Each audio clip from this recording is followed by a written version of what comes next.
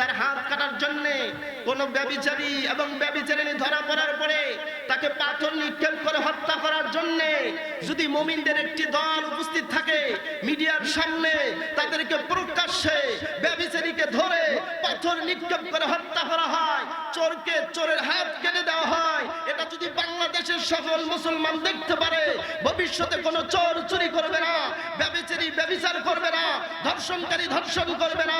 আওয়াজ দেবেন ঠিক কিনা? এরপরে সমাজের পত্রিকা খুললেই দেখা যায় জেনা এবং ব্যভিচার এবং ধর্ষণের ঘটনা। জেনা ব্যভিচারকারীদের শাস্তি এ জমিনে হয় না, বিদায় জেনা এবং ব্যভিচার ধর্ষণ বন্ধ হয় না। সেই জেনা ব্যভিচার চুরি ডাকাতি বন্ধ করবার জন্য আল্লাহ সূরা নূরের 2 নম্বর আয়াতে কারিমা নাযিল করলেন। সেটা কি? আয-যানিয়াতু ওয়াজ-যানি ফাজলিদু কুল্লা ওয়াহিদিন মিনহুমা মিআতা জালদা। পুরুষ ব্যভিচারী হোক আর নারী হোক, ব্যভিচারিণী হোক আর ব্যভিচারী হোক, অর্থাৎ নারী পুরুষ যদি ব্যভিচারী হয় তাহলে ফাজলিদু কুল্লা ওয়াহিদিন মিনহুমা মিআতা জালদা, তাদের প্রত্যেককে 100 বেত্রাঘাত করতে হবে। তারপরে কি করতে হবে? ওয়ালা তা'খুযুকুম বিহিমা রাফাতুন ফি দীনিল্লাহ।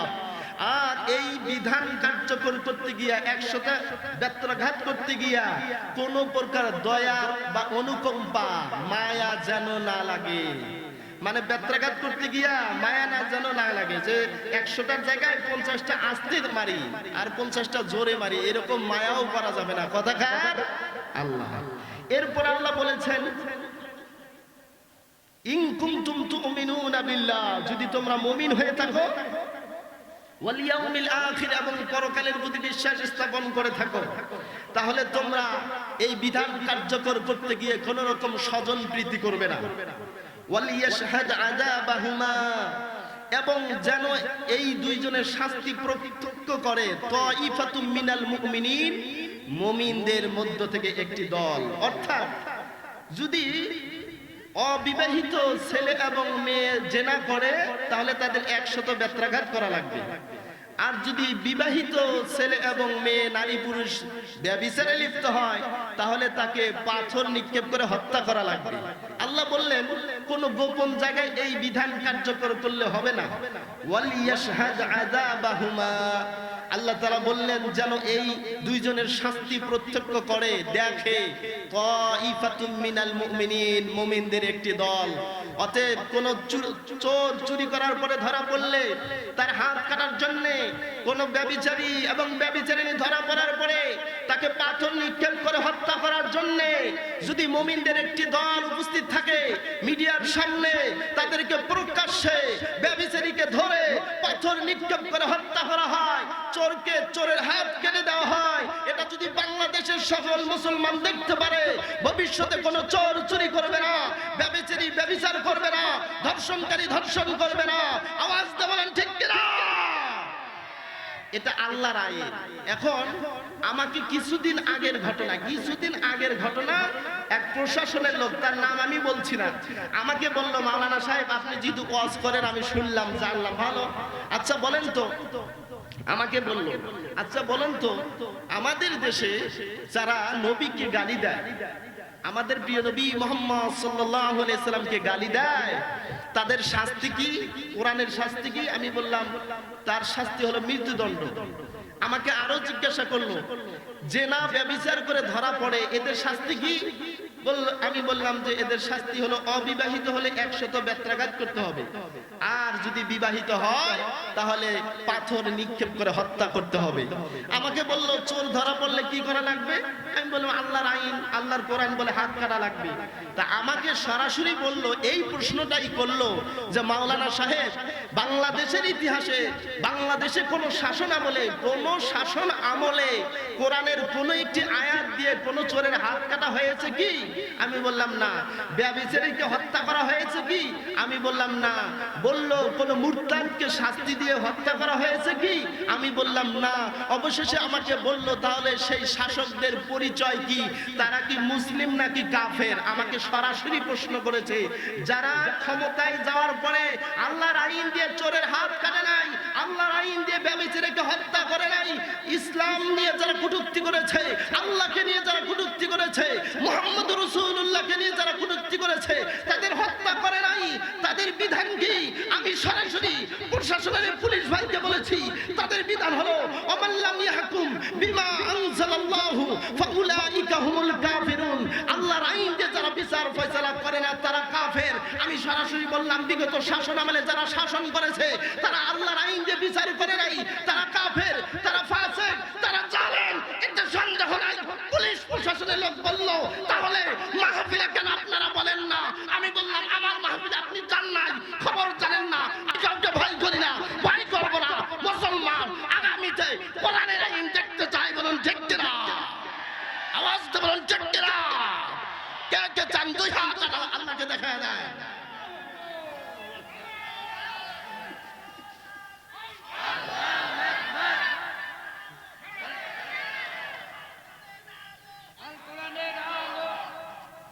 আপনাদের কষ্ট হচ্ছে? রাগ হইলেন আমার উপরে? একটু গরম করে ফেললাম, গরম কথা বললাম, কারো গায়ে লেগেছে? যদি লাগে তাহলে আবু জেহেল মার্কা মুসলমান। কি মার্কা মুসলমান? আবু জেহেল মার্কা মুসলমান। বোঝেন? উদাহরণ দিব, একদম সহজ করে বুঝাই। আবু জেহেলকে সংক্ষিপ্ত ভাবে বলি, সময় পাচ্ছি না। আবু জেহেলকে তার বন্ধু বলল, আচ্ছা বন্ধু বলো তো, যেই কোরআন মুহাম্মদের উপরে নাজিল হয়, যেই কোরআন মুহাম্মদের উপরে নাজিল হয়, এটা মুহাম্মদের বানানো কথা নাকি আল্লাহর নাজিল করা কোরআন? কোনটা? আবু জেহেল বলল, বন্ধু এই প্রশ্নের উত্তর তো জনসম্মুখে দেওয়া যাবে না, কারণ জনগণ যদি সত্যটা জানে তাহলে আমার নেতৃত্বই থাকবে না। অতএব দুই তালা নিয়ে গেল, নিয়ে গিয়ে বলে, দোস্ত আমি তোমাকে সত্য কথা বলি, তুমি বলছো মুহাম্মদের উপরে যে কোরআন নাজিল হয়, সেই নাজিল করা কিতাব মানুষের তৈরি করা, নবীর তৈরি করা না আসমানের ওহী সরাসরি আল্লাহ নাজিল করেছে? এর উত্তর হলো, আল্লাহ পাক যখনই কোনো আয়াত নাজিল করে তখনই আমরা আরবের বড় বড় কবিদের নিয়ে আসি আর বলি, দেখো তো এই আয়াত আসলে মুহাম্মদের নিজের বানানো নাকি আল্লাহর সরাসরি নাজিল করেছেন, ওহী করেছেন, দেখো তো বিশ্লেষণ করো। বড় বড় কবিরা বিশ্লেষণ করে করে অবশেষে বলেছে এটা কোনো মানুষের কথা নয়, এটি সরাসরি আল্লাহর নাজিল করা কথা। বলেন সুবহানাল্লাহ। আচ্ছা, আবু জেহেল বিশ্বাস করলো কোরআন সরাসরি আল্লাহর বাণী। দুই নাম্বার বন্ধু বলল, আবু জেহেল বলো তো, যেই মুহাম্মাদের উপরে কোরআন নাজিল হয়, যেই মুহাম্মদ তোমাদের সামনে নবী দাবি করে, তা সে সত্য নবী না ভণ্ড নবী? তখন আবু জেহেল বলল, আরে মিয়া কি বলো, আমাদের ভাতিজাদেরকে চিনতে কোনো ভুল করি নাই, ছেলেকে চিনতে ভুল করি নাই, তেমনি ভাতিজা মুহাম্মদকে চিনতে ভুল করি নাই। কেমনে? যে ভাতিজা মুহাম্মদ সাল্লাল্লাহু আলাইহি সাল্লাম যে নবী, এতে কোনো সন্দেহ আমার নাই। তাহলে আবু জেহেল কোরআনকে সত্য বলে স্বীকৃতি দিল, বলল আল্লাহ নাজিল করা কোরআন, এটা এতে কোনো সন্দেহ নাই, এটা মানুষের কোনো বানানো কথা নয়। দুই নাম্বার মুহাম্মদ সাল্লাল্লাহু আলাইহি ওয়াসাল্লাম সত্য নবী। বন্ধু এবার বলল, আবু জেহেল আমার প্রশ্ন হইল, আল্লাহর কোরআন যদি সত্য হয়, নবী যদি সত্য হয়, তাহলে সমাজের মধ্যে মেনে নাও না কেন? আবু জেহেল বলে, যদি আমি কোরআনকে আল্লাহর কিতাব হিসাবে মেনে নেই, মুহাম্মদ সাল্লাল্লাহু আলাইহি ওয়াসাল্লামকে নবী হিসাবে মেনে নেই, তাহলে আমাদের তিনটি জিনিস হারায় ফেলবো। তার তিনটি জিনিসের এক নম্বর হলো আমাদের আছে ক্ষমতার লোভ, দুই নম্বরে আছে নারীর লোভ, তিন নম্বরে আছে অর্থর লোভ, মানে টাকার লোভ। ক্ষমতার লোভ, টাকার লোভ, নারীর লোভ। আমরা যদি আল্লাহর কোরআন মেনে নেই তাহলে ক্ষমতা থাকবে না, আমরা যদি নবীকে মেনে নেই আমাদের ক্ষমতা থাকবে না, আমাদের টাকা পয়সা থাকবে না, আমরা নারীদেরকে যেভাবে ইচ্ছা সেভাবে ব্যবহার করতে পারি, কোন নারীকে ব্যবহার করতে পারি না, পারবো না। এই জন্য কোরআন এবং হাদিস এবং নবী মানি না। অতএব বোঝা গেল আবু জেহেল কোরআন সত্য জেনেছে, মুহাম্মদ সত্য জেনেছে, মানে নাই তিন কারণে: ক্ষমতার লোভ, টাকার লোভ, নারীর লোভ। বর্তমানেও যারা আল্লাহর জমিনে আল্লাহর কোরআনকে সংবিধান হিসাবে মানে না, বোঝা যায় আবু জেহেলের তিনটি লক্ষণ তাদের মধ্যে আছে। তাদের মধ্যে আছে ক্ষমতার লোভ, ওদের মধ্যে আছে নারীর লোভ, ওদের মধ্যে আছে অশ্লীলতার লোভ। বলেন ঠিক কিনা? ক্ষমতার লোভী, নারী লোভী, অর্থ লোভী। এই অর্থ লোভীরা আল্লাহর কোরআন মানে না, কারণ আল্লাহর কোরআন মানলে দুর্নীতি করতে পারবো না, চুরি করতে পারবো না, মদ খেতে পারবো না, মেয়েদের নিয়ে নাচতে পারবো না। এমন নেতা জমিনে আছে না নাই? এই নেতারা ন্যায় পরায়ণ নেতা নয়। ন্যায় পরায়ণ নেতা সেই যে আল্লাহর জমিনে আল্লাহর আইন মানে, আল্লাহর কোরআনের কথা বলবে, নবীর কথা বলবে, নামাজের কথা বলবে, কোরআনের কথা বলবে, পর্দার কথা বলবে। আওয়াজ দেবেন ঠিক কিনা? আমি পবিত্র কুরআনুল কারীমের সূরা নাহলের 90 নম্বর আয়াতের মধ্যেই আছি, ইন্নাল্লাহা ইয়ামুরু বিল আদল, নিশ্চয় আল্লাহ তোমাদেরকে আদেশ করেন আদল করার, ন্যায় বিচার করার। আর ন্যায় বিচার করতে হবে আল্লাহর কোরআন দিয়ে। আল্লাহ তাআলা বলেছেন, ওয়ালা তাকতুলুন নাফসাল্লাতী হারামাল্লাহু ইল্লা বিল হক, তোমরা তাদেরকে হত্যা করো না। আল্লাহ যাদেরকে হত্যা করা হারাম করেছেন যথার্থ কারণ ছাড়া তাদেরকে হত্যা করো না। এ মুসলমান, তার মানে আল্লাহ বুঝাচ্ছেন যে মানুষ হত্যা করা আল্লাহ হারাম করেছেন, তবে ইল্লা বিল হক, যথার্থ কারণ যদি থাকে তাহলে হত্যা করা যায়। আজকে শুনে যান তাফসীর মাহফিল থেকে 3টি কারণে মানুষ হত্যা করা জায়েজ। জোরে বলেন, কয়টি কারণে মানুষ হত্যা জায়েজ? এই কোনদিন শুনেছেন মানুষ হত্যা করা জায়েজ? শুনেছেন? তাহলে আওয়াজ দেন, কয় কারণে মানুষ হত্যা করা জায়েজ? আরো জোরে বলতে হবে। আরে ভাই, বীরের মতো বলেন, কয়টি? শরীফ ওসমান হাদির মতো বলেন, ইনসাফের সাথে বলেন। জমিনে 3 অপরাধের কারণে মানুষকে হত্যা করা জায়েজ। বলেন, কয় অপরাধ? 1, যদি কেউ অন্যায় ভাবে মানুষ হত্যা করে তাহলে তাকেও হত্যা করা জায়েজ। বলেন আল্লাহু আকবার। কেউ যদি আপনাকে হত্যা করে অন্যায় ভাবে তাহলে হত্যাকারীকেও হত্যা করা জায়েজ। 2, বিবাহিত নারী পুরুষ যদি ব্যভিচার করে, স্বামী আছে কিন্তু সেই নারী অন্য পুরুষের সাথে, বিবাহিত পুরুষের সাথে জেনা করেছে, স্ত্রী আছে, সেই পুরুষ স্ত্রীকে বাদ দিয়ে অন্য বিবাহিত স্ত্রীর সাথে ব্যভিচারে লিপ্ত হয়েছে, আল্লাহর নবী আল্লাহর কোরআন জানিয়েছেন যে তাকে হত্যা করা যায়। 3, মুহাম্মদ সাল্লাল্লাহু আলাইহি সাল্লামকে কটূক্তি করে ইসলাম থেকে যে বের হয়ে যায়, মুরতাদ হয়ে যায়, তাকে হত্যা করা যায়। তাহলে 1, অন্যায়ভাবে মানুষ হত্যা করলে তাকে হত্যা করা যায়। 2, যদি কোনো ব্যক্তি ব্যভিচার করে তাকে হত্যা করা জায়েজ, তবে বিবাহিত হতে হবে। অবিবাহিতদের জন্য আইন হচ্ছে 100 বেত্রাঘাত। 3, ভালো করে শুনে নেন, আল্লাহর নবী মুহাম্মদ সাল্লাল্লাহু আলাইহি সাল্লাম জমিনে তাদেরকে, আল্লাহর সংবিধান তাদেরকে হত্যা করা জায়েজ করেছে। 1, হত্যাকারী যে হত্যা করবে। 2, যারা ব্যভিচারে লিপ্ত হবে। 3, যারা ইসলাম নিয়ে কটূক্তি করবে, আল্লাহকে নিয়ে কটূক্তি করবে। আমার দেশে বাউল ফাউল নামের আবুল সরকার নামে যে আল্লাহকে নিয়ে কটূক্তি করেছে, আল্লাহর কথার মাথা গোয়া মাথা খুঁজে পায় না, এভাবে আল্লাহর কথাকে কটূক্তি করেছে, মাঝে মধ্যে নবীকে নিয়ে কটূক্তি করে, এদের বাঁচার অধিকার জমিনে নাই। তাদেরকে হত্যা করা জায়েজ। কথা কার? জোরে বলতে হবে, কথা কার? তবে এই হত্যা কোনো জনগণ করবে না, এই হত্যা করবে ইসলামী সরকার। ইসলামী সরকার দেখবে যদি কোনো ব্যক্তি কাউকে হত্যা করে তাহলে হত্যাকারীকে হত্যাই করতে হবে। যদি ব্যভিচারে লিপ্ত হয় তাকে হত্যা করবে। যদি আল্লাহ এবং রাসূলকে নিয়ে কটূক্তি করে তাকে হত্যা করা হবে। আমাদের দেশে বিগত শাসন আমলে যারা শাসন করেছে কোনো মুরতাদকে হত্যা করে নাই, কোনো ব্যভিচারীকে হত্যা করে নাই, কোনো হত্যাকারীকে হত্যা করে প্রতিশোধের ইনসাফ ভিত্তিক সমাজ রাষ্ট্র উপহার দিতে পারে নাই। আগামীতে এমন ইনসাফ ভিত্তিক ন্যায়পরায়ণ নেতা দেখতে চাই, যেই নেতা আল্লাহর কোরআনকে যারা অবমাননা করবে, রাসূলকে গালি দিবে, ব্যভিচারে লিপ্ত হবে, কোটি কোটি টাকা চুরি করবে, এদের হাত কাটবে, বাকিদের হত্যা করবে, মিডিয়াতে প্রচার হবে, আমরা দেখে চোখের শান্তি পাবো। বলেন ঠিক কিনা? এমন ইনসাফ ভিত্তিক সমাজ চাই কি চাই না? আপনারা রাগ করতেছেন? একটা কথা আমার বাবার বা আমার দলের, আমার নেতার নয়, সব কথা কোরআন এবং হাদিস থেকে বলছি। মুসলমান ভাইরা আমার, মুহাম্মদ সাল্লাল্লাহু আলাইহি সাল্লাম ছিলেন বিশ্বের সর্বশ্রেষ্ঠ ন্যায়পরায়ণ নেতা। বলেন সুবহানাল্লাহ। আমার ভাইয়েরা, এই আয়াতে কারিমে আল্লাহ রাব্বুল আলামিন জানিয়ে দিলেন, ইন্নাল্লাহা ইয়া'মুরু বিল আদলি ওয়াল ইহসান ওয়া ইতাই যিল কুরবা। নিশ্চয় আল্লাহ তাআলা তোমাদেরকে নির্দেশ দেন ন্যায় বিচার করার। এরপরে আল্লাহ বললেন ইহসান করতে হবে। সমাজে যারা থাকবে, জনগণ যারা থাকবে, তাদের প্রতি ইহসান করা লাগবে। মা বাবার প্রতি ইহসান করা লাগবে। ইতিম বিধবা যারা থাকবে তাদের প্রতি ইহসান করা লাগবে। আপনার অধীনস্থ কর্মচারীদের উপরে ইহসান করা লাগবে। আল্লাহ নবী মুহাম্মদ সাল্লাল্লাহু আলাইহি সাল্লাম বলেছেন, ইরহামু মান ফিল আরদি ইয়ারহামকুম মান ফিস সামা।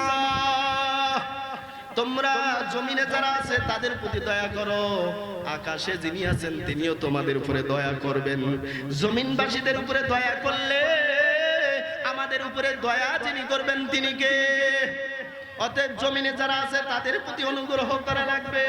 মুসলমান ভাইরা, এই জন্য আল্লাহ রাব্বুল আলামিন জানায় দিলেন, ইন্নাল্লাহা ইয়া'মুরু বিল আদল, তোমরা আদল করো, ন্যায় বিচার করো, ওয়াল ইহসান, মানুষের প্রতি সদাচরণ করো, ভালো ব্যবহার করো। রিকশায় উঠেছেন, রিকশা ভাড়া 20 টাকা, রিকশা থেকে নেমে 30 টাকা দিলেন, 10 টাকার আপনি ইহসান করছেন, বলেন সুবহানাল্লাহ। এটাকে বলা হয় ইহসান। আপনার বাসায় যে কর্মচারী আছে সারাদিন কাজ করার পরে 500 টাকা পায়, বিদায়ের সময় আপনি 500-র উপরে আরো 100 টাকা দিলেন, এটাকে বলা হয় ইনসাফ। আপনি যদি সমাজে ইনসাফ করেন, কারো প্রতি দয়া করেন, সরাসরি আপনার উপরে যিনি দয়া করবেন তিনি কে? অতএব বলুন, মানুষের উপরে দয়া করার দরকার আছে না নাই? এরপর আল্লাহ রাব্বুল আলামিন বললেন, ওয়া ইতাইদিল কুরবা, আত্মীয় স্বজনদেরকে দান করবে। মুসলমান ভাইরা আমার, আত্মীয় স্বজনকে দান করার কথা ভুলে গেছি। আত্মীয়তার সম্পর্কই তো নাই, দান করব কখন? আল্লাহর নবী বলেছেন, ইয়া আইয়ুহান নাস, ও লোক সকল, আফশুস সালাম, তোমরা বেশি বেশি সালাম দাও, ওয়া আত'ইমুত তাআম, ক্ষুধার্তকে খাওয়াও, ওয়াসিলুল আরহাম, আর আত্মীয়তার সম্পর্ক বজায় রাখো, ওয়াসাল্লু ওয়ান নাসু নিয়াম, মানুষ যখন ঘুমায় যায় তখন তাহাজ্জুদের নামাজ পড়ো। এই 4টি কাজ যদি করো, তাদখুলুনাল জান্নাতা বিসালাম, তোমরা নিরাপদে জান্নাতে যেতে পারবে, বলেন সুবহানাল্লাহ। এই হাদিসের মধ্যে আল্লাহর নবী বলেছেন, আত্মীয়তার সম্পর্ক ঠিক রাখো, আত্মীয় স্বজনকে দান করো। আত্মীয় স্বজনকে দান করলে সরাসরি খুশি হন যিনি তিনি কে? বুখারীর একটি হাদিসের মধ্যে আছে, আল্লাহর নবী বলেছেন যে আত্মীয়তার সম্পর্ক ছিন্ন করলো, আত্মীয়তার সম্পর্ক নষ্ট করলো, সরাসরি আল্লাহ তার সাথে সম্পর্ক নষ্ট করে। আত্মীয়তার সম্পর্ক নষ্ট করলে সরাসরি আল্লাহ তার সাথে সম্পর্ক নষ্ট করে। মা বাবার সাথে সম্পর্ক নষ্ট করা যাবে না, ভাই বোনের সাথে সম্পর্ক নষ্ট করা যাবে না। আত্মীয় স্বজনের মধ্যে যারা রক্তের সম্পর্ক আছে, এই রক্তের সম্পর্ক লোকদের সাথে কখনোই সম্পর্ক ছিন্ন করা যাবে না। তাহলে এই আয়াতে আল্লাহ 3টি আদেশ করলেন। 1 নম্বরে ন্যায় বিচার করা লাগবে, 2 নম্বরে ইহসান করা লাগবে, সদাচরণ করা লাগবে, 3 নম্বরে আত্মীয় স্বজনকে দান করা লাগবে। এই 3টি আদেশ করার পর আল্লাহ পাক রব্বুল আলামিন 3টি নিষেধ করেছেন। 1 নাম্বার, ওয়ায়ানহানিল ফাহশাই ওয়াল মুনকারি ওয়াল বাগ, তিনি নিষেধ করেছেন অশ্লীলতা থেকে, ওয়াল মুনকার, খারাপ কাজ থেকে, ওয়াল বাগ, এবং সীমা লঙ্ঘন করা থেকে। এই 3টি নিষেধ করার পর আল্লাহ বললেন, ইয়াইজুকুম লাআল্লাকুম তাযাক্কারুন, তিনি তোমাদেরকে উপদেশ দেন যাতে তোমরা শিক্ষা গ্রহণ করো। ও মুসলমানের দিকে তাকান, তিনি উপদেশ দেন মানে কে উপদেশ দেয়? জোরে বলেন, কে উপদেশ দেয়? সরাসরি আল্লাহ উপদেশ দেয়। 3টি আদেশ করার পরে 3টি নিষেধ করলেন। 1 নম্বরে আনিল ফাহশা, অশ্লীলতা থেকে দূরে থাকো। হুকুম কার? অশ্লীলতা কি এবার আপনাদের একটু বুঝায় দেই। অশ্লীলতা হচ্ছে জিনা। সরাসরি আল্লাহ পাক রব্বুল আলামিন পবিত্র কোরআনুল কারীমে বলেছেন, ওয়ালা তাকরাবুজ জিনা ইন্নাহু কানা ফাহিশা, তোমরা জিনার নিকটেও যেও না, জিনার নিকটবর্তী হয়ো না, নিঃসন্দেহে এটা হলো অশ্লীলতা। অশ্লীলতা মানে জেনার নিকটবর্তী হওয়া। আপনি নারীর সাথে সরাসরি মিলিত হননি, কিন্তু তার আগে চোখে চোখ রেখেছেন। কি এরকম আছে না নাই? এক ছেলে এক মেয়ের দিকে তাকাইছে, এই যে তাকাইছে আর চোখ ফিরাইতেছে না, আছে। কি দেখলাম দোস্ত, বুকে বড় কষ্ট, মাথা বড় নষ্ট। কি দেখলাম দোস্ত, মোবাইল নাম্বারটা নাও তো দোস্ত। মানে মেয়ে দেখে পাগল হয়ে গেছে। ভাইরা আমার, এটাকে বলা হয় অশ্লীলতার প্রাথমিক ধাপ। এই অশ্লীলতার দিকেই যাওয়া যাবে না। মেসেঞ্জারে হ্যালো শয়তান তোমাকে খুঁজতেছে, তুমি কোথায় গেল, তাড়াতাড়ি আসো। তার মানে মেসেঞ্জারে যদি কথা বলেন এটা অশ্লীলতা। এরপরে নির্জনে নীরবে যদি বাদাম টিপে একজন আরেকজনকে খাওয়া দেয়, এটাও হলো অশ্লীলতা। মোবাইল ফোনে এক ছেলে আরেক নারীর সাথে কথা বলে, এটাও অশ্লীলতা। অশ্লীলতা মানে হচ্ছে জেনার পূর্বে যত কাজ হয়, দেখা করা, কথা বলা, হাসি মুখে কথা বলা, এরপরে লেনদেন করা, যত কাজ আছে সব কাজকে বলা হয়েছে অশ্লীলতা। আল্লাহ তাআলা বলেছেন অশ্লীলতা থেকে তোমরা বিরত থাকো। যদি সমাজের লোকেরা অশ্লীলতা থেকে বিরত থাকতো তাহলে ধর্ষণের ঘটনা ঘটতো না, জিনার ঘটনা ঘটতো না। বলেন ঠিক কিনা? ওয়ালা তাকরাবুজ জিনা ইন্নাহু কানা ফাহিশা, এটাই হলো অশ্লীলতা। এরপরে কি আল্লাহ পাক বলেছেন মুনকার, খারাপ কাজ, সমাজে সুদ ঘুষ জিনা ব্যভিচার ঝগড়া ফাসাদ যা কিছু আছে এগুলোকে খারাপ কাজ বলা হয়। এই জন্য আল্লাহ পাক পবিত্র কোরআনের আরেকটি আয়াতে বলেছেন ইন্নাস সালাতা তানহা আনিল ফাহশাই ওয়াল মুনকার, নিঃসন্দেহে নামাজ তোমাদেরকে অশ্লীল এবং খারাপ কাজ থেকে বিরত রাখবে। বলেন সুবহানাল্লাহ। এই আয়াতের সাথে মিলে যায় ন্যায়পরায়ণ নেতা প্রথম যে কাজ করবে সেটা রাষ্ট্রীয়ভাবে নামাজ কায়েম করবে। এই নামাজ কায়েম করার কারণ হলো নামাজ মানুষকে অশ্লীল এবং খারাপ কাজ থেকে বিরত রাখবে। বলেন সুবহানাল্লাহ। আপনি আপনার ছেলেকে ভালো করতে চান, আপনি ভালো হতে চান, আপনার স্ত্রীকে ভালো বানাইতে চান, সবাই নামাজি হবেন, আপনাদের থেকে অশ্লীলতা দূর হবে, খারাপ কাজ দূর হবে।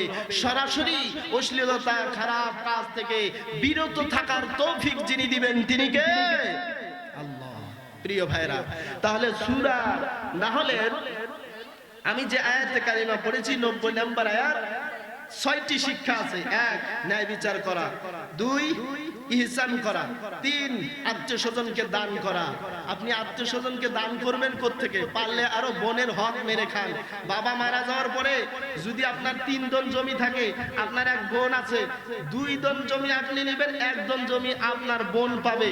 বাবা মারা গেছে 10 বছর, 10 বছর হয়ে যায়, এখন পর্যন্ত বোনের হক 1 দন জমি দেন নাই। আপনার মতো বাটপার জমিনে নাই। বলেন ঠিক কিনা? এরকম বাটপার আছে না নাই? এমনকি হজে যাওয়ার সময় হাজী সাহেব কি করে জানেন?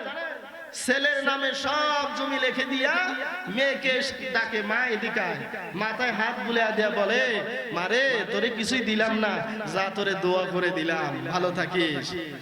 এই ব্যক্তি যখন হজ করে শয়তান কয়, হাজী সাহেব আপনি তো আমার মুরিদ, কারণ আপনি আমার কথা মতো আপনার ছেলেরে জমি দিয়ে আসছেন, মেয়েরে দেন নাই, আপনি আমার মুরিদ, আপনি শয়তানকে কি ঢেলাবেন? আমার মনে হচ্ছে আপনারে ঢেলায়।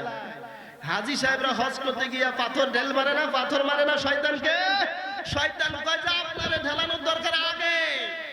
তার মানে আল্লাহ পাক এই আয়াতে শিক্ষা দিয়েছেন জমিনে যারা খারাপ কাজ করে, খারাপ কাজের মধ্যে অন্যতম খারাপ কাজ হলো ভাই তার বোনের হক আদায় করে না, বাবা তার স্ত্রী সন্তান যারা আছে, মেয়ে আছে, ছেলে আছে, এদের মধ্যে ন্যায়ের ইনসাফের কাজ করে না। ইনসাফ না করাই মানে হচ্ছে জুলুম করা। অনেক বাবা জুলুম করে, অনেক ভাই বোনের উপরে জুলুম করে। সাবধান, আল্লাহ পাক যেন এই জুলুম করা থেকে আমাদেরকে বাঁচার তৌফিক দেয়। বলেন আমিন। মুসলমান ভাইরা, তাহলে এই 6টি শিক্ষা দেওয়ার পরে আপনাদেরকে আর মাত্র 7টি আমল দিব। এই আমলটা বাড়িতে নিয়ে যাবেন। যেই 7 আমল করলে আল্লাহ পাক রব্বুল আলামিন সরাসরি যেদিন মাথার উপরে সূর্য থাকবে অতি নিকটে চলে আসবে, মাথার তালুর মগজগুলো টকবক করতে থাকবে, মানুষ ঘামতে থাকবে, কারো হাঁটু পর্যন্ত, কারো কোমর পর্যন্ত ঘাম হয়ে যাবে। ওই সময় আল্লাহর আরশের ছায়া ছাড়া আর কোনো ছায়া থাকবে না। ওই সময় আল্লাহ পাক 7 শ্রেণীর মানুষকে আল্লাহর আরশের নিচে জায়গা করে দিবে। বলেন সুবহানাল্লাহ। সেই 7 জন ব্যক্তি কারা জানার দরকার আছে না নাই? কি জানার দরকার আছে?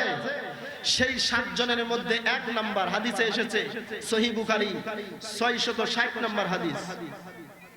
আল্লাহর নবী বলেছেন, সাবাতুন ইউদিল্লুহুমুল্লাহু ফি দিল্লিহি ইয়াওমা লা দিল্লা ইল্লা দিল্লুহু। যেদিন আল্লাহর আরশের ছায়া ছাড়া আর কোনো ছায়া থাকবে না, সূর্য অতি নিকটে চলে আসবে। মুসলমান ভাইরা আমার, ওই সময় আল্লাহ পাক রব্বুল আলামিন ওই সময় আল্লাহ রাব্বুল আলামিন 7 শ্রেণীর মানুষকে কিয়ামতের ময়দানে ডাকতে থাকবেন, আয় আয়, আজকে যারা দুনিয়াতে 7টি গুণের অধিকারী হয়েছো তাদেরকে আমি আমার আরশের নিচে জায়গা দিয়ে দিব। 1 নাম্বার হলো আল্লাহ নবী বলেন ইমামুল আদিল, ন্যায়পরায়ণ নেতা। নেতা যদি ন্যায়পরায়ণ হয় ওই নেতাকে সরাসরি আল্লাহ কিয়ামতের ময়দানে ডাকবেন, এরে নেতা এদিকে আসো, আজকে তোমার জন্য আরশের ছায়া অপেক্ষা করছে। নেতা হলে ওমর ইবনুল খাত্তাবের মতো নেতা হওয়া লাগবে। দুনিয়ার নেতারা ক্ষমতায় যাওয়ার পর নিজের অর্থকে হাসিল করে, নিজের স্বার্থকে হাসিল করে, নিজের ক্ষমতাকে কিভাবে টিকিয়ে রাখার জন্য যায় সেই চিন্তাই করে। আর ওমর ইবনুল খাত্তাব রাদিয়াল্লাহু তাআলা আনহু ক্ষমতা পাওয়ার পর রাত্রের গভীরে জমিনে ছড়িয়ে পড়েন কার কি অবস্থা খোঁজ নেওয়ার জন্য। খুঁজতে খুঁজতে একদিন ওমর ইবনুল খাত্তাব দেখলেন দূরবর্তী জায়গায় একটা তাঁবু দেখা যায়, তাঁবুর ভিতর থেকে কান্নার আওয়াজ আসে। ওমর ইবনুল খাত্তাব তার খাদেমকে বললেন, রে আসলাম, ওই যে তাঁবু দেখা যায় ওই তাঁবুর ভিতরে কান্নার আওয়াজ শোনা যায়। ওমর ইবনুল খাত্তাব সাথে গেলেন, আসলাম গেলেন, যাওয়ার পরে দেখলেন একজন মা হাড়ের ভিতরে পাথর দিয়ে জাল দিতেছে, পাথর এবং পানি দিয়ে জাল দিচ্ছে, পাশে বাচ্চা কান্না করতেছে। ওমর ইবনুল খাত্তাব বললেন, রে মা, চুলার উপরে যে পাতিলের মধ্যে কি রেখেছো? মা কাঁদে আর বলে, আমি এই চুলার উপরে পাতিল দিয়ে পাথর আর পানি জাল দিচ্ছি, কেননা আমার ছেলে কান্নায় কান্নেন। তার খাদেম বলেন, আমিরুল মুমিনিন, খাদ্যের বস্তাটা আমার কাঁধে দিয়ে দেন। বলতেছে, রে আসলাম, কিয়ামতের দিন তুমি কি আমার বোঝা বহন করবে? না না, এই বোঝা তোমাকে দেওয়া যাবে না, আমার বোঝা আমাকে বহন করার জন্য দাও। খাদ্যের বোঝা নিজের কাঁধে নিলেন, নেওয়ার পরে চলে গেলেন। চলতে চলতে ওই মায়ের তাঁবুতে গেলেন, নিজে খাবার রান্না করলেন, রুটি বানাইয়া নিজে খাওয়াইয়া সন্তানদের মুখে হাসি দেখলেন। হাসি দেখার পরে ওখান থেকে ওমর ইবনুল খাত্তাব বিদায় নিলেন। ন্যায়পরায়ণ নেতা শুধু নিজের পেট দেখবে না, নিজের আত্মীয়স্বজন দেখবে না, জনগণের মধ্যে কার ক্ষুধা আছে সেই ক্ষুধা নিবারণের চেষ্টা করবে। এমন ন্যায়পরায়ণ নেতার দরকার আছে না নাই? প্রিয় ভাইরা, যেটা বলতেছিলাম, ওমর ইবনুল খাত্তাব রাদিয়াল্লাহু তাআলা আনহু জনগণের ক্ষুধা নিবারণের জন্য নিজে রাতে ঘুম নষ্ট করে জনগণকে পাহারা দিলেন। কার ক্ষুধার কষ্ট, কার বস্ত্রের কষ্ট, কার কিসের কষ্ট, এই কষ্ট দূর করার জন্য ন্যায়পরায়ণ নেতা হয়েছিলেন। আল্লাহর আরশের ছায়া পাবেন ওই রকম নেতা হলে। 2 নাম্বার, ওয়াশাবুন নাশা ফি ইবাদাতি রাব্বিহি, ওই যুবক যে যুবক তার যৌবনকাল তার রবের ইবাদতে কাটিয়েছে। হে যুবক, তুমি তোমার যৌবনের শক্তি ব্যয় করছো কোথায়? সেই শক্তি, যেই শক্তি আল্লাহ দিয়েছে, এই শক্তি আল্লাহ রাস্তায় ব্যয় করো। আল্লাহ পাকের হাবিব বলেছেন, যুবক যদি যৌবনকালের শক্তিটা আল্লাহ রাস্তায় ব্যয় করে, কঠিন হাসরের ময়দানে আল্লাহ তাআলা ডাকবে, রে যুবক, তুমি তোমার যৌবনকালে তুমি ইচ্ছা করলেই পাপ কাজ করতে পারতে, কিন্তু পাপ কাজ করো নাই। তুমি যৌবনকালের পুরো শক্তি ইসলামের পথে ব্যয় করেছো। অতএব হে যুবক, তোমার জন্য আজকে আল্লাহর আরশের ছায়া অপেক্ষা করছে। ও যুবক, বলো, বাকি জীবন আমরা কোনোদিন সময় নষ্ট না করে আল্লাহর পথে আমাদের যৌবনের শক্তি ব্যয় করব ইনশাআল্লাহ। 3 নম্বরে, ওয়ারাজুলুন কলবুহু মুআল্লাকুন ফিল মাসাজিদ, যেই যুবক তার অন্তরটা মসজিদের সাথে ঝুলন্ত রাখে, ওই যুবককে আল্লাহ তাআলা কিয়ামতের ময়দানে আল্লাহর আরশের নিচে ছায়া দিবেন। আজকের যুবকদের অন্তর কার সাথে লেগে আছে? যুবকদের অন্তর আছে তার গার্লফ্রেন্ড অর্থাৎ প্রেমিকার জন্য। যেখানে যায় প্রেমিকা ছাড়া বাঁচে না। মোবাইলে মেসেঞ্জারে প্রেমিকা, ঘুম থেকে উঠেই প্রেমিকা, ঘুমানো যাওয়ার আগে প্রেমিকা, টয়লেটে প্রেমিকা, খাইতে প্রেমিকা, সব সময় প্রেমিকার সাথে সম্পর্ক। মানে মোবাইলে সব সময় মেসেজ আছে না নাই? এইরকম ভাবে যারা অন্তরটা ওই দিক থেকে ফিরায় আনা, আল্লাহ রাব্বুল আলামিনের মসজিদের সাথে ঝুলন্ত রাখবে। ফজর পড়ার পরে চিন্তা করবে কখন জোহর হবে, আবার মসজিদে চলে যাব। আপনাদের অবস্থা হলো মসজিদ থেকে বের হওয়া, এরপরে দুনিয়ার কাজে ব্যস্ত হওয়া। আযান করা হওয়ার পর নিজের কাজকে প্রাধান্য দেওয়া হয়, আল্লাহু আকবার বলা হয়, আল্লাহ বড় আল্লাহ বড়। দুনিয়ার সব কাজ ছাড়ো, মসজিদে গিয়ে আল্লাহকে সিজদা করো, বলেন ঠিক কিনা? কিন্তু সেই সিজদা তো হচ্ছে না। ওয়ারাজুলুন কলবুহু মুআল্লাকুন ফিল মাসাজিদ, যার অন্তরটা মসজিদের সাথে ঝুলন্ত থাকবে, এক ওয়াক্ত নামাজের পর আরেক ওয়াক্ত নামাজ পড়ার জন্য দৌড় দিবে মসজিদের দিকে, ওই যুবককে আল্লাহ তাআলা আরশের নিচে ছায়া দিবে। মুসলমান ভাইরা আমার, নবীজির সাহাবীরা যদি কখনো মসজিদে যাইতেন, বাসায় গিয়ে যদি বলতেন আল্লাহ নবীর সাহাবা বাসায় আছেন, জবাব আসতো না বাসায় নাই। কোথায় গেছে বলে বাজারে গেছে। কখন আসবে? এক্ষুনি চলে আসবে। আর যদি আল্লাহ নবীর সাহাবীরা মসজিদে যেত, ভিতর থেকে আওয়াজ আসতো আল্লাহ নবীর সাহাবী মসজিদে গেছেন, কখন আসবেন? ভিতর থেকে আওয়াজ আসতো, কখন আসবে জানি না। তার মানে আল্লাহ নবীর সাহাবীরা মসজিদে গেলে কখন ফিরবে তার স্ত্রী জানে না, কারণ তারা জানে মসজিদে যাওয়ার পরে নামাজ শেষ হলে বের হয় না, মসজিদে বসে বসে আল্লাহর জিকির করে, বলেন ঠিক কিনা?